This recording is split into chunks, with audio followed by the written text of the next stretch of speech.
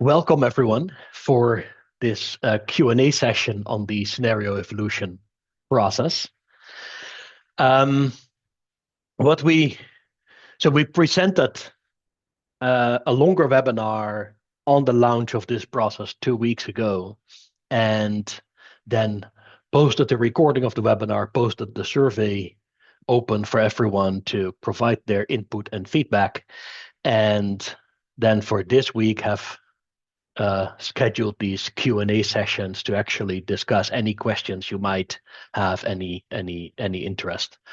And to help us fill out how we go about today, it'd be really helpful to know how many of you actually have watched the original webinar recording from 2 weeks ago, and how many of you actually have filled out the survey. And so for that, my colleague Inga Menke is here to talk us through filling out a quick Menti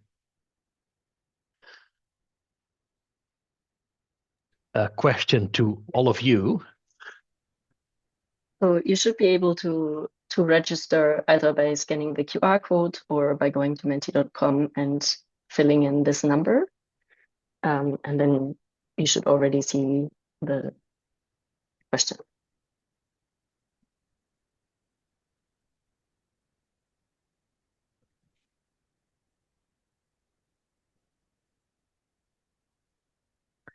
Because this will help us to say in how much depth we should go in today. And if all of you have watched it, then we won't bore you with the full story again. But if none of you has, it looks like some people at least did. But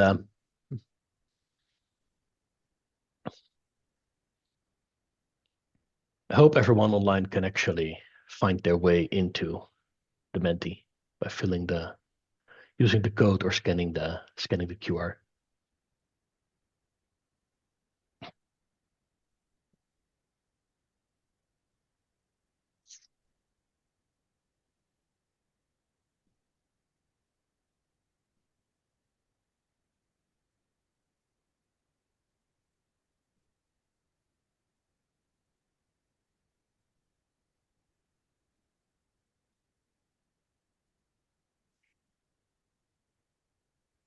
There's just a lot fewer responses in the Menti actually than we have people online. So I hope everyone is able to do this. If you really have problems here, raise your hand, speak up.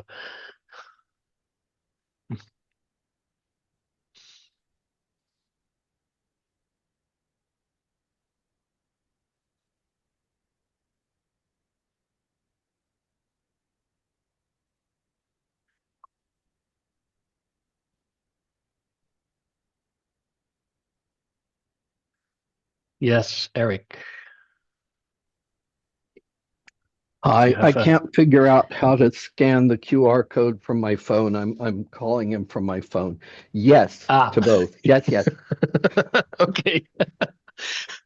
Yeah, that's indeed not the easiest way to do this. But thanks for saying yes to both.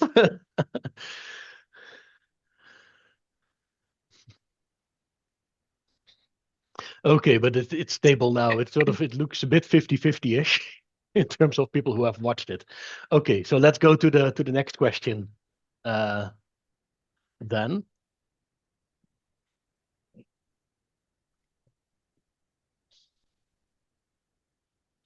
And we add one yes count here for Eric, who has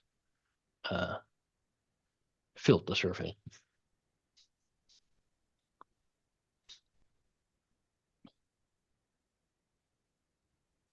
And it's good. Everyone who said no should of course, click on that you will do this after this meeting, please, because this only works if we get your input.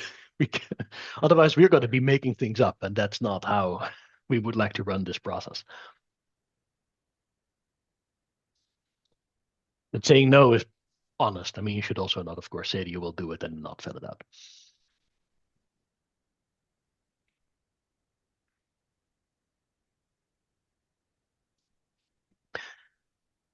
Okay, this is helpful to know. I'll go through the presentation a bit more depth than than the shortest version. And my share screen should work. So the process is about the scenario evolution process, about evolving the community scenarios framework. So the SSP RCP framework and what to do with that in the longer future.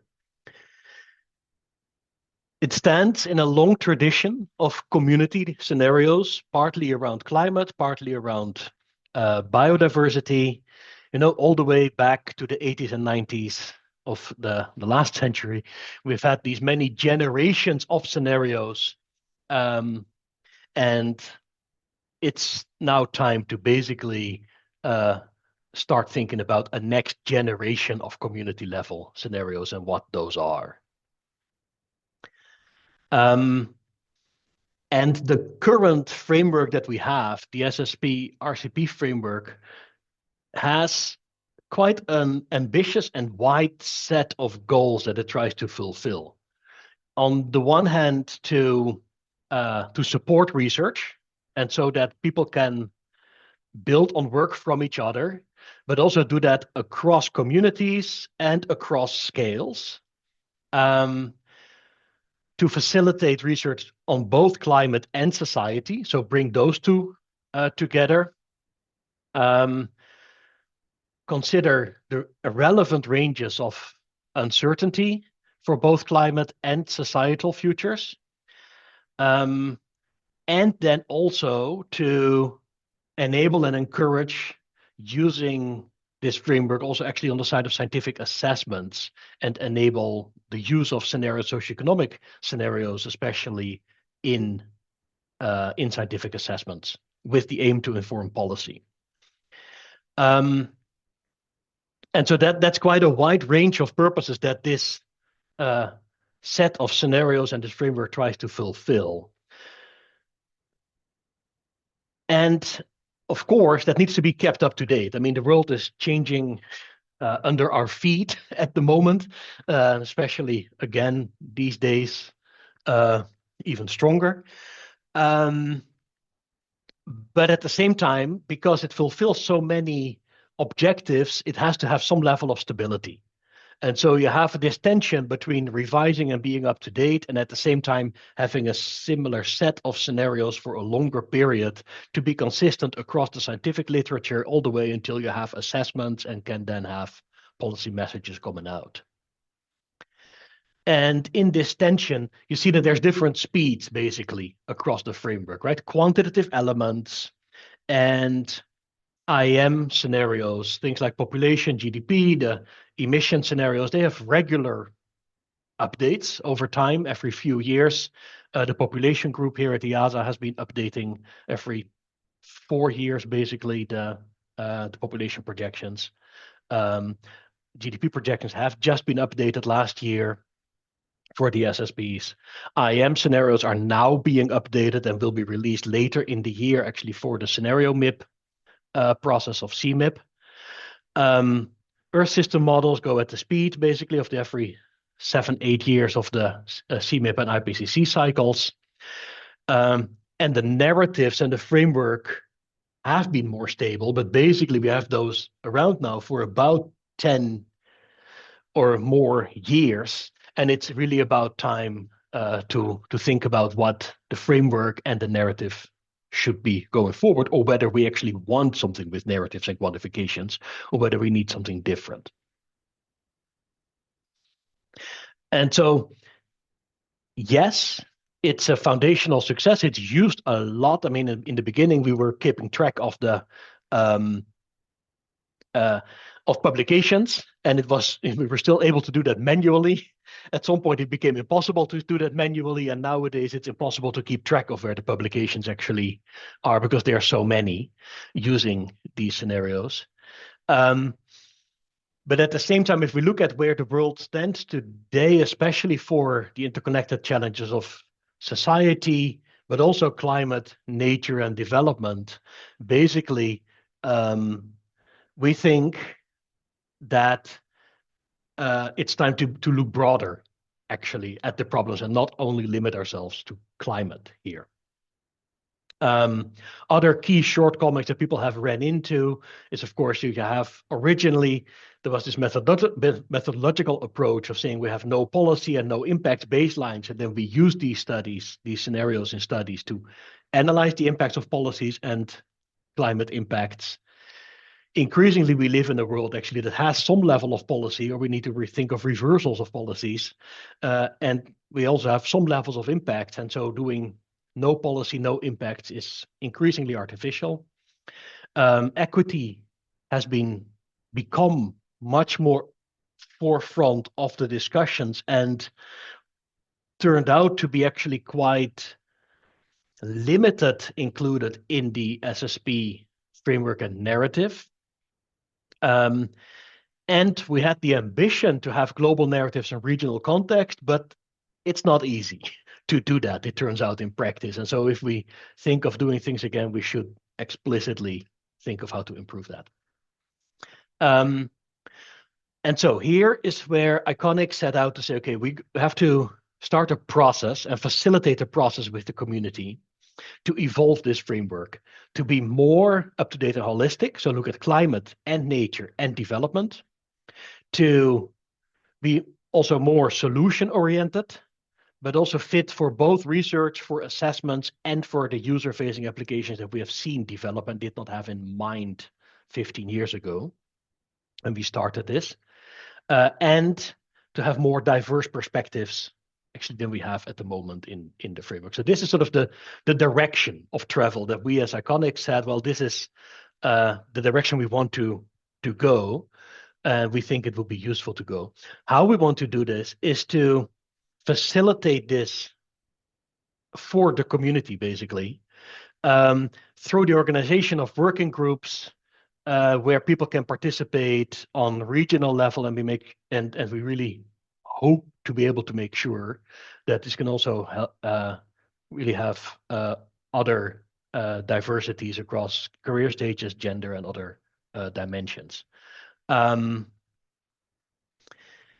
Yeah, so that's the direction of travel, basically, that we said, okay, this is the direction we want to go in. And we've started to map out sort of a first roadmap of how to do that. And the point here is that the direction doesn't give you exactly which steps we're going to take. So we're starting off with a very rough process that will be evolving over time. The timeline, roughly, if we look at the next 10 years, is in this context that in the next few years, there will be an IPCC 7th assessment being written. There will be an IPBES assessment being written also, all leaning on existing frameworks. By 2030, we have the SDG target year, basically. So there's going to be a post-SDG or period, and thinking of that. And if everything goes according to plan, we're looking at longer-term assessments from IPCC, but also IPBES for sort of towards the mid-2030s. That means that we'll have research activities in the short term, CMIP, scenario MIP, ECMIP dealing with impacts, but also on the IPBES side with the BESS SIM2 and bending the curve 2 exercise that will be based on sort of existing frameworks like the SSPs, but also the Nature Futures framework. And for the 2030s, there's then these research activities coming that are more focused on the next steps, which means that we'll have a time window basically between now and roughly 2030 to think of evolving the framework and while still using the SSPs and RCPs, or the SSPs with the scenario MIP scenarios as it's nowadays, while still using that, start thinking of what should come next. And so for that time period, we see a few phases to go through. And the exact implementation, as of course also put out here, depends on funding and what it can exactly look like. But for now, we said we'll not wait until we have everything in place.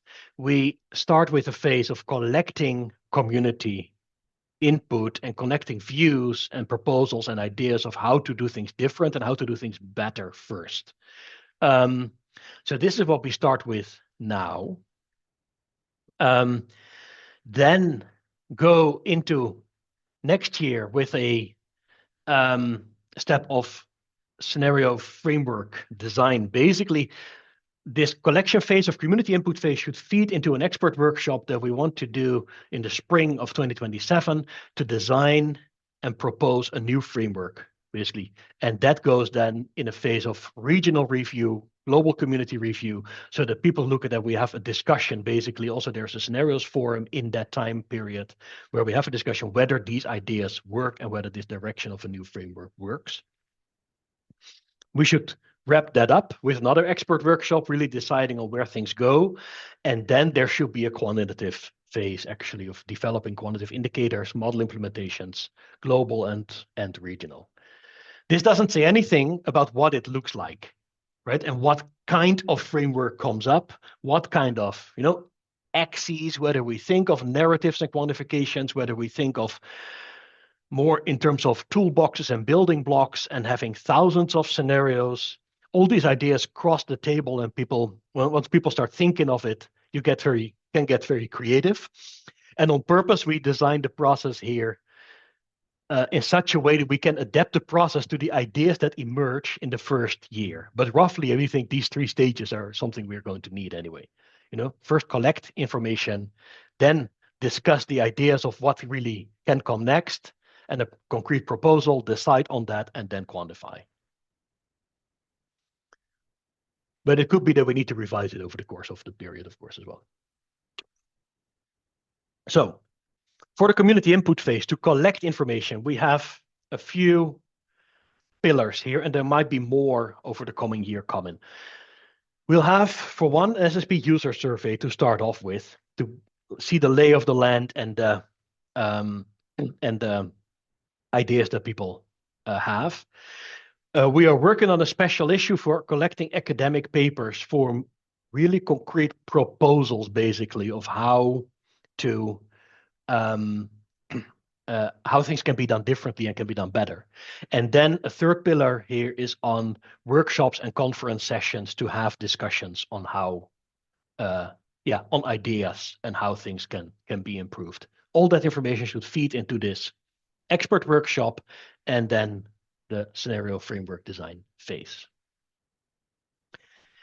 So for the survey, and now I have to switch here to this. Because for this, and we'll share this later as well, we're at the, you should be able to see my browser window now. There is a website, sep.du@denveruniversity.edu. So sep.du.edu. We'll share that with you later as well, where we'll keep up to date on the process, announcements on what happens, and we also lay out the rest of the timeline and the process there.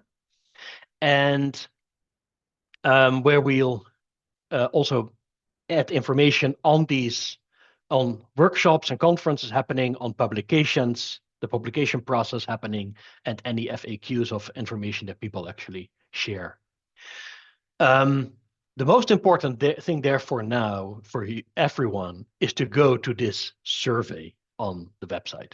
And we'll also share the link, and you have seen the link probably in emails. It's really important at this point to collect from as many people as possible. How have you worked with the scenarios? What limitations have you ran into? And what critical priorities do you see for future developments? And this survey has 3 different tracks for depending on your experience with the scenarios, right? Whether you really are working and developing components, whether you are sort of consuming but only using information of the SSPs and still have ideas on it, or whether you're really new but you just wish to express your thoughts on what should the direction of travel. And so there's different timelines to take to go through that it takes you to go through this.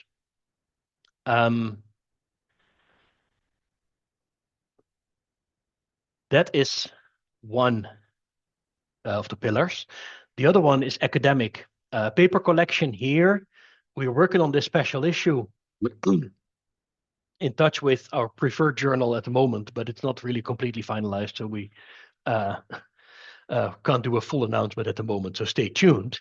But we want to collect thought-through ideas here on how a scenarios framework can look in the future, so that we can have that as input to the expert meeting next year. Right, how we can be more holistical, how we can have more diverse perspective, while at the same time having be practical at the same time. This balance is always there, and any other issues you think could be done better. Yeah, it's going to be in a virtual special issue. In principle, we're looking at a journal that does full-length manuscripts, but it would be helpful if we are in the discussions actually to also have more perspective kind of pieces. But what's really important here, I think, is the focus of this is for ideas and concrete constructive proposals to come forward. And I think papers only pointing out current shortcomings are useful, but not the most helpful to the process. And so ideas of constructive proposals are very, very important at this point. In principle, running this until the end of this year, so that basically we can have that information as available as possible, but we know how these timelines work in practice as well. Yeah, then the third pillar is on workshops and conference sessions. And Inga, you are the one who actually is here, so you might actually be able to present a bit yourself here. Sure, I can do that. So the intention for workshops is basically to ensure that we get input not only from those who have already inputted to the process before, or like the previous process, but to make sure that it's really a community exercise and that we ensure we get input on different levels from different communities, both regionally as well as from different sectors. And we had the kickoff webinar, which we recorded, so you can always have a look at that, which is basically the kickoff to the survey. The survey is the first way of gathering input, but we are also looking into upcoming opportunities where input can be gathered. In Europe, the ETU is taking place in 2026, now in May in Vienna, where we will have a splinter meeting. And there is supposed to be a scenario experience workshop, which I guess Bas is coming back to in a second. That's kind of the first community input phase. We are then moving to a second phase, which is a scenario framework design phase, which will start with an expert workshop, still to be defined. We depend a lot on funding for these exercises. We have already identified some moments for input. Definitely the scenarios forum in 2027 will be a relevant moment for input, but we're also looking for regional conferences in different regions of the world to ensure inclusivity. And then we expect to have another expert workshop at the end of this phase. Very likely there will also be some possibilities to engage online in general to ensure inclusivity. As said, depends quite a bit on funding. And then we will have a third phase, which is more the quantitative scenario design phase, which will kind of, it's more the implementation of what happens before, but we expect to have several points of contact there as well, which will only be defined later on, and as said, depending on funding. Also, if you have ideas for regional workshops that you already know about in 2027 and 2028, please shout out to us or just send a message in the chat. That will be helpful input for us. Thank you. Yeah, back to you. Thanks. And one of the other concrete workshops indeed is this. Oh, wait, this is still on the. But it repeats basically what you just mentioned, right, Inga? Sorry. Yes. Okay. We can skip over this. Yeah, we will. Thanks. One of the others is this scenario experience workshop. We've labeled it, is to learn basically from the different forward-looking future analysis communities that are not the climate community as such, and see what we can learn actually from others who have done forward-looking exercises in the past years across businesses, governments, and national organizations, and exchange our experiences there. So this is quite a niche kind of topic, in a bit, but also how it's important for running this process and for having the insights to be also up to speed with what happens in other places, what the progress has been elsewhere. The location for this has not been set. We're looking into a few options, but it's too early to actually mention any concrete location. So to wrap this part up, how can you engage? Is that one of the survey, we'll share the link again later. Once you have ideas and things, please consider writing them really down, also with a group, with your sub-communities or with your region, in papers, and contribute to this special issue of paper collection and workshops. If you are at the conferences that Inga mentioned, EGU, or interested in other workshops, then please attend. But also, if you have suggestions for other places where we can run sessions or workshops, please reach out and also help and be active in doing this, organizing this. Any other ideas, community input, helping for securing funding, any in-kind contributions through research, like, we have the survey at the moment. That's a research project in itself, of course, as well.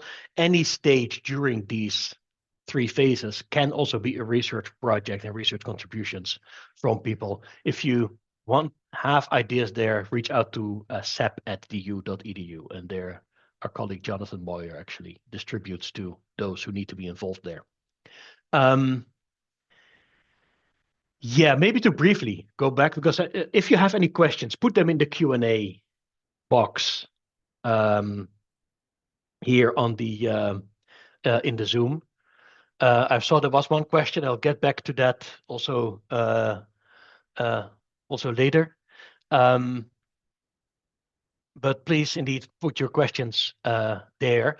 We had this webinar 2 weeks ago, and I can have here a few reflections at least on what was discussed there.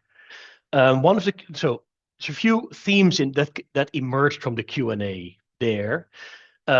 One is the need for inclusivity and regional representation, and I think we're all on the same page of the need that we want more geographic coverage and involvement from not only the US and European scholars, but actually from across the whole world for this process. We also are on the same page that we see a lot of concerns actually about barriers to making that happen in terms of travel, in terms of funding, in terms of career stages. We have some ideas of how to overcome those, but anyone who has more ideas, please voice those, because there's for only a small group of people to actually be thinking this up.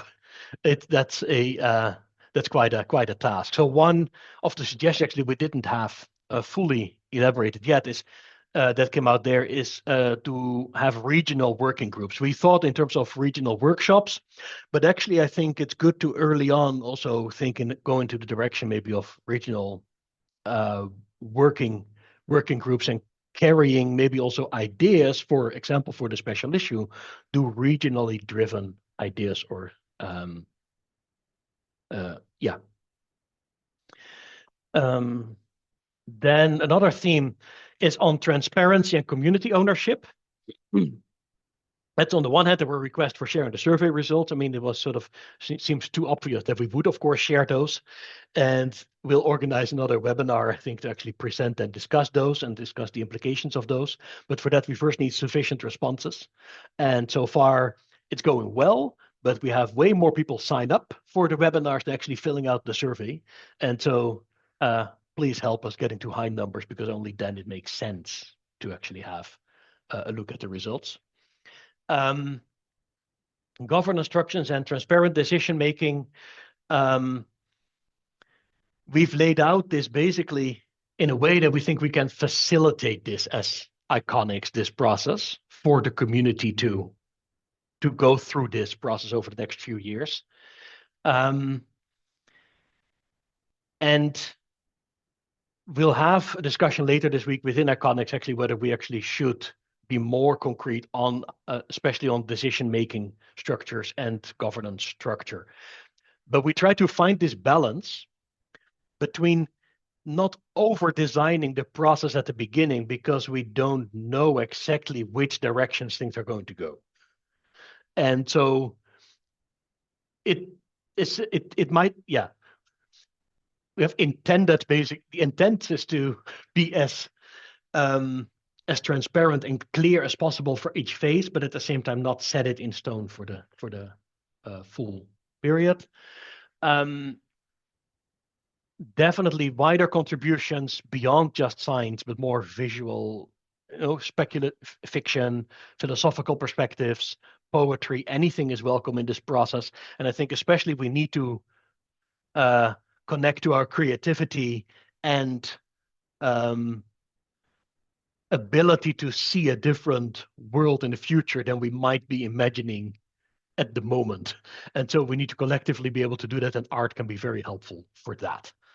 And the same for, suggestions for events and venues would be really helpful. So also there, if you want to connect, and I see some on this in the Q&A, can't read that both at the same time. Then there were a few, of course, once we go in this direction, the webinar aimed at laying out the process and leaving the content open, and that's still the intent. Nevertheless, of course, there's a lot of discussion then immediately in the Q&A and in the chat on the existing frameworks and how things can be differently.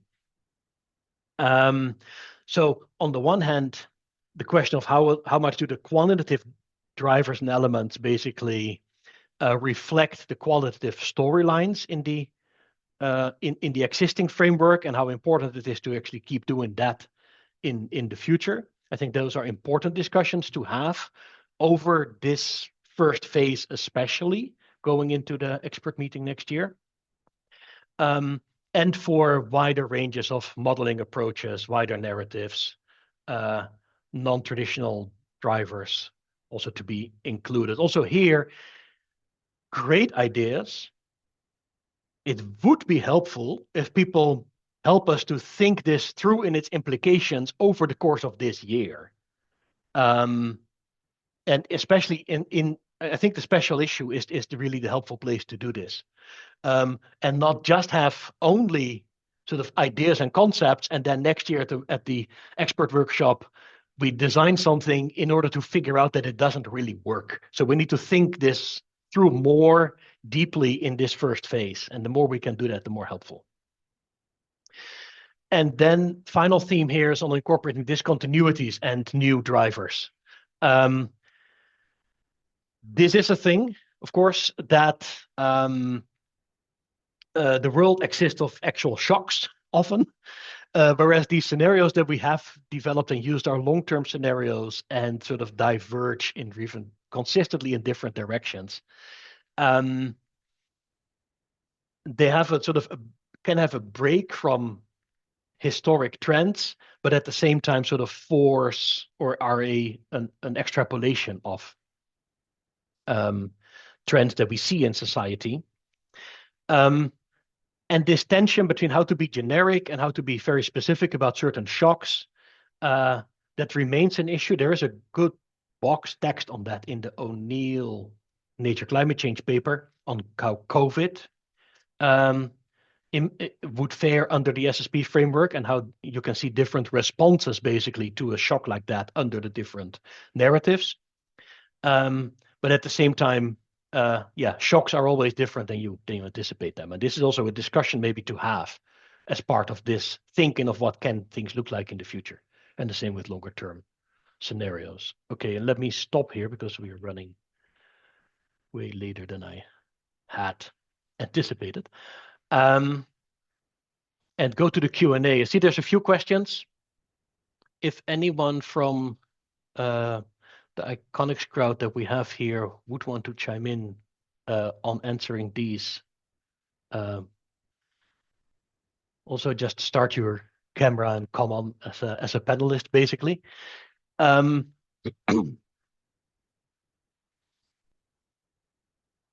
Actually, looking at the size here and the amount of time that we have, I think also participants, if you want to come in verbally, raise your hand, and that can be, and we can help you unmute and speak.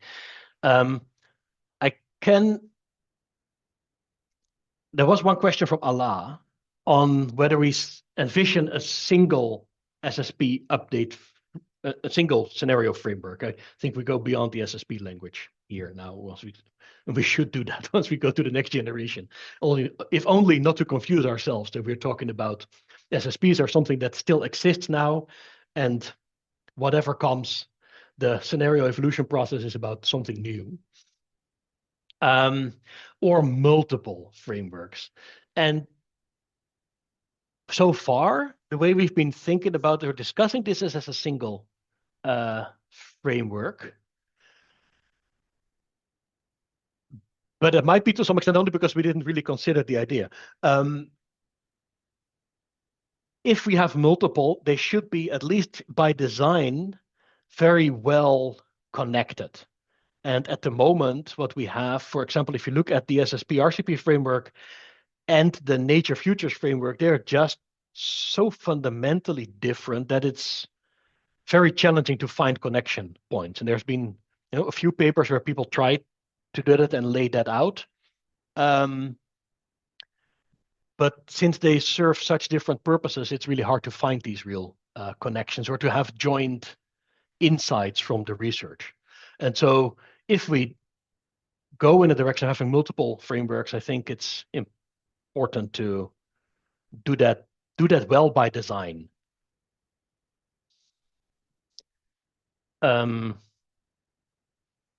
Yeah, Allah, that's actually not at your. Hi, can I come in? Yes, you can come in, I think. Hi, good morning. Good morning. Thanks a lot, Bas.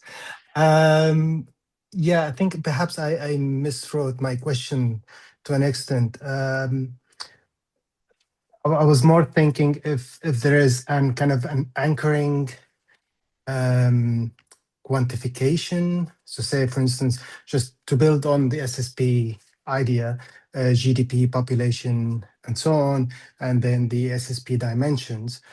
So that would be the anchoring underlying socioeconomic background.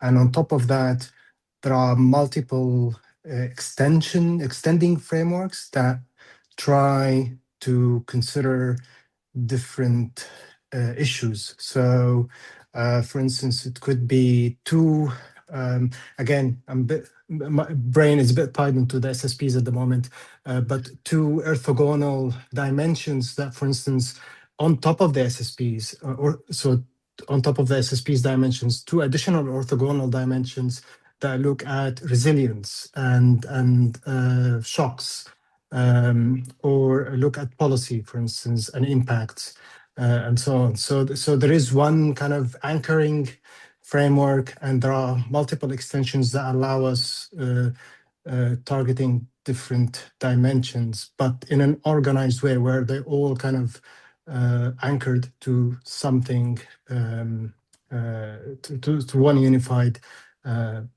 main framework, so to speak. But sorry, I'm speaking in general ideas. I'm not very well organized at this time of the day. That's fine. It's not a well-timed webinar for such organized thoughts. Yeah, I see what you mean. Actually, I might have a figure somewhere that lays this out. Because this is one of the mismatches in framework, is that the SSP's framework is about sort of baseline uncertainty about directions the world might develop in that no one individually really can actually control, because it's what emerges from someone's action and the response to that. And that can collectively go into each of these 5 completely different directions laid out by the SSPs. Other frameworks often look indeed more solution-oriented, or look at a specific dimension, and that dimension can indeed be relevant across all of this baseline uncertainty, whether the world develops in a very globalized, harmonized, happy unicorn development, or completely SSP3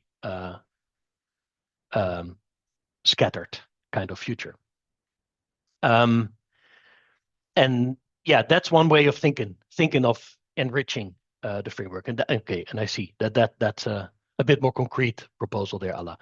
Good. Let me look at what else is here. I see Lelita, or Letitia, sorry. Your design background and proposal actually to produce graphical representations or to do interviews and workshop with members. Yes, it would be really helpful. If you would want to contribute, you're very welcome too. Most concrete here is to send actually this email to sep@du.edu, because then that's the easiest way to follow up with. Because then we also have your contact details, but would be great. That's the type of input that's really welcome. I see Eric here pointing out that indeed for the workshop, I think this was when I presented on the workshop on how can we learn from other communities. It's not only about governments, businesses, or other scenario communities. It's also other innovative practitioners and other innovative thinkers indeed, and that's a very good point. Then Elisa, you're pointing to whether we have concerned literacy community. This is a little bit long, but can I ask you to come in maybe verbally to maybe explain this as well? If you raise your hand, I can unmute you, and then we go to Sarita afterwards. Oh, no, I'm not sure who I unmuted. Elisa, are you there? Yes, can you hear me? Okay, good. Yes. Okay. Hi, good morning, everyone. Yeah, so 2 considerations here. The first is it's just to point out to an interesting conference where I think possibly you could think about, participating. Of course, the call for papers and any other type of participation is already closed, but maybe you can consider, as the future literacy community has been quite an interesting development in, the whole foresight community, and has, been thinking a lot about how you deal with a future that is inherently uncertain and doesn't exist really. So what do you do with that? And I think it speaks very much to the question of discontinuities and of tensions that I heard in the previous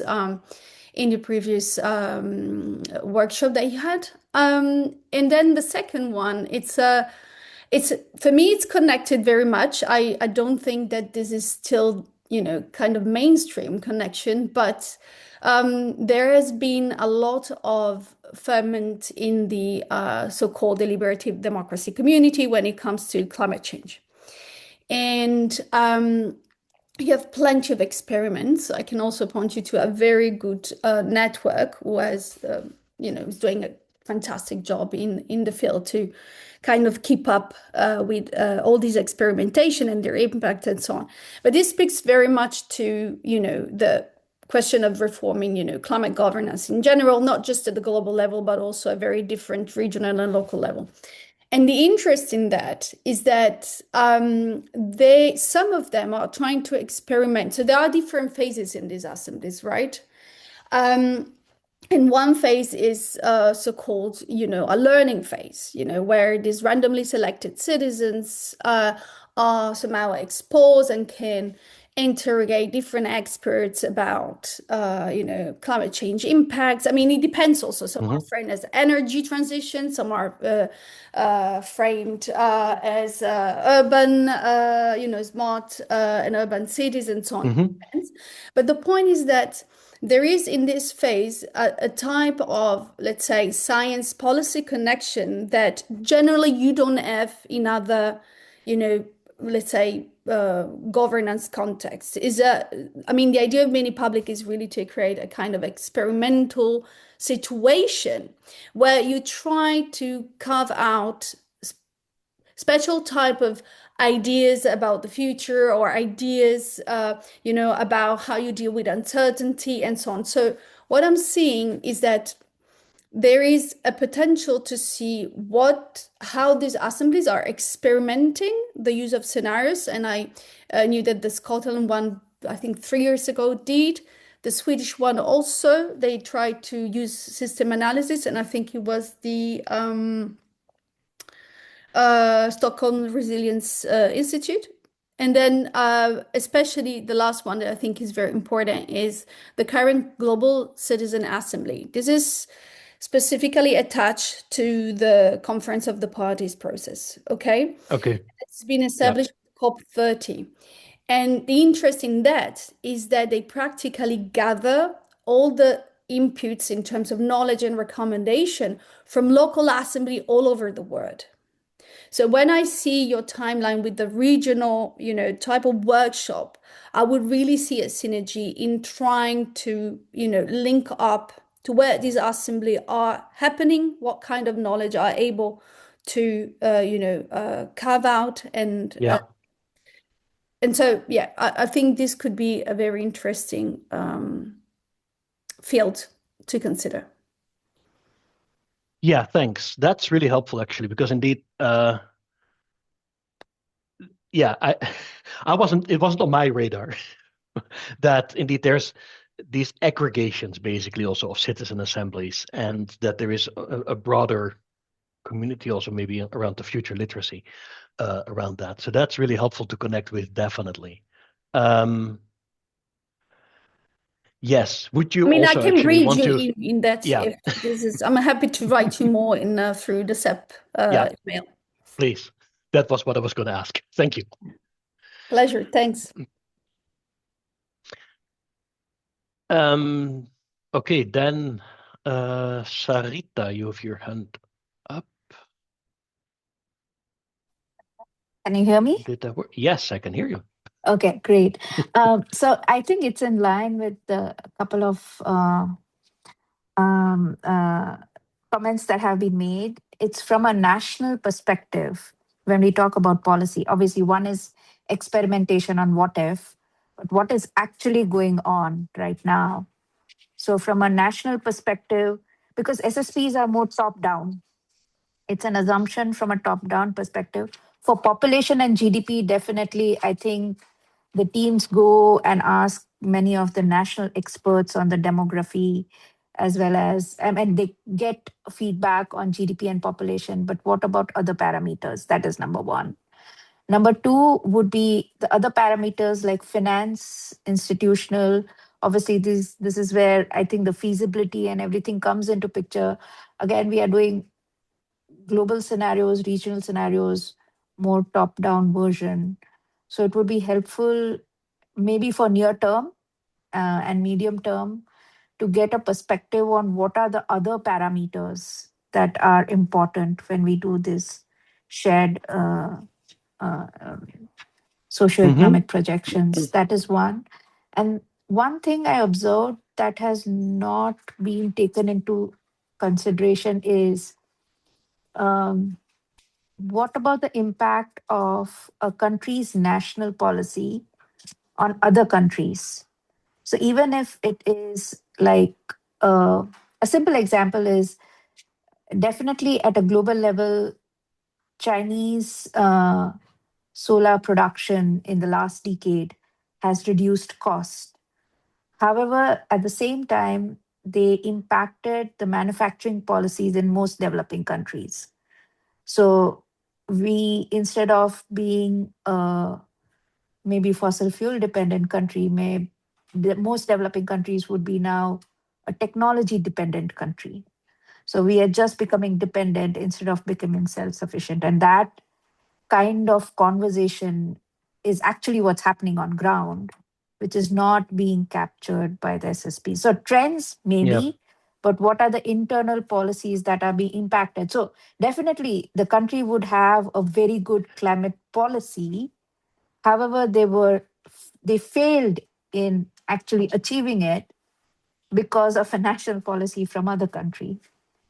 And that I think is not captured very well. So these are two things where like finance and stuff, which obviously we are doing across projects, is being captured. But I think in SSPs, it should be, these are aspects, institutions, finance we will have to find ways of capturing that from bottom up. And it would be different for countries. So a production economy, that the drivers would be different. A consumption economy, drivers would be different. Land-based economy, the drivers would be completely different. And if we take like Africa or Latin America, Asia, the least developing countries, and I think this accounts for what Ala said, resilience-based the resource-based would become the main driver. So having that bottom-up consideration as well. I don't know. I mean, right now it may not be possible, but we may need to discuss about that as well.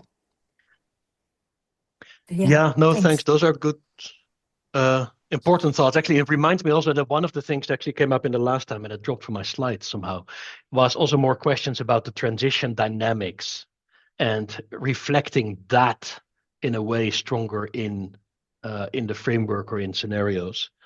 I agree. And that's exactly also what you point to, right? With one country taking certain steps that actually spill over to others. And I think this the narratives of the positive or SSP sort of negative. cater to it, but only in certain ways. Yeah. The trick for me is a little bit, how can we bring this discussion to one level higher, abstract level, when designing a new framework, because the idea, so the concept of the original SSP framework here was to have the SSPs be sort of minimally defined at the global level, sort of just restrain the detail in the narratives, restrain the amount of quantifications on the global level, so that you would have a lot of space for certain regional or sectoral extensions, basically, and to do things more specifically and look into dynamics and questions that are of relevance to that sector or region. And that seems to not have worked that well or not be communicated well enough. And the question is whether we can do things differently, whether we can think of a way to match the regional with the global in a different way that has been done in the past, and in a way that works better, basically, for both levels. And the representative type of questions allow you to work more with with scenarios like the SSPs on the questions you just mentioned. Okay, looking at time here, I'm going to quickly give Eric the floor and then wrap up in a few minutes. So I'm going to ask you to be a little bit short there. I'll be super short. Yeah, I'll be super short. Sarita really raised something that is a long-standing concern of mine, and it's something that we have all talked about for a long time as well. And just to be clear, actually, the GDP and demographic numbers are also not, they're top down as well. And so I think one small concrete way forward is to form a working group on specifically this, how to bring national plans, national realities, especially from low and middle income countries up to a global picture. And so I would urge that as a working group. I'd be happy to be on it if one were formed. That sounds good. One counter idea is to actually say, how about a group of constructive people get together to write a paper for the special issue on this and think this through, to have this idea on the table. Okay, great. Sarita, I'm Eric. I think you have met in Leeds. Yes. At least virtually in the preparations, because of course, Sarita, Yes. you were online there. Yes. Yeah. Okay. Any final thoughts from anyone here on the iconic side of the panel side? Anyone who wants to come online and share something? If not,